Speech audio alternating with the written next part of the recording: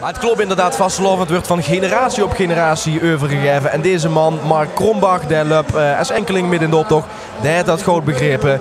Want die loopt al 3 keer 11 jaar met 33 jaar is er present in de optocht. Hier zit je al zijn onderscheidingen die je de afgelopen jaren bijeen heeft gesprokkeld.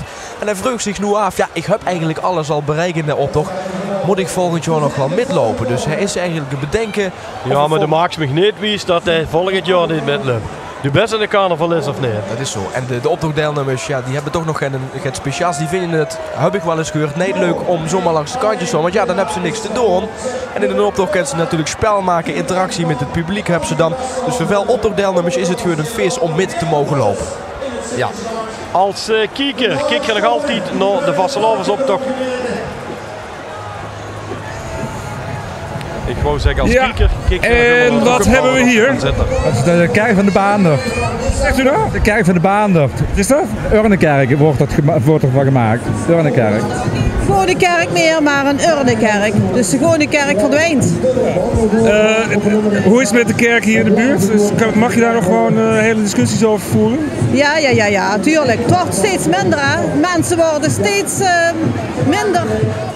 Die horen eigenlijk wat meer naar de kerk te gaan. Maar we gaan vanavond heel hard bidden voor iedereen hier. En dan komt dat helemaal goed. Deze oproep is gedaan.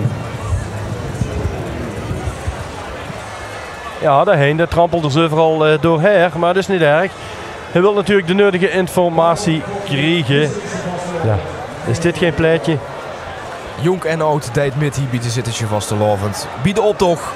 Iedereen is present. Het is een feest voor jong en oud. En dat ondersteunen de beelden ook. Dat bewijzen de beelden. Dan komt de dobbelsteen weer meerdere keren voorbij gekomen. Mochten we gaan afvragen, wat is dat dobbelsteen nu? Dat is een nieuwbouwproject in de zittertje Binnenstad waar een en ander om te doen is. Ja, Kumper er wel, Kumper er niet. Allemaal moet dat nog besloten worden in de gemeenteraad. En je weet, in een stad van ongeveer 100.000 inwoners zijn een grote gemeenteraad. Dus die zijn ook behoorlijk verdeeld.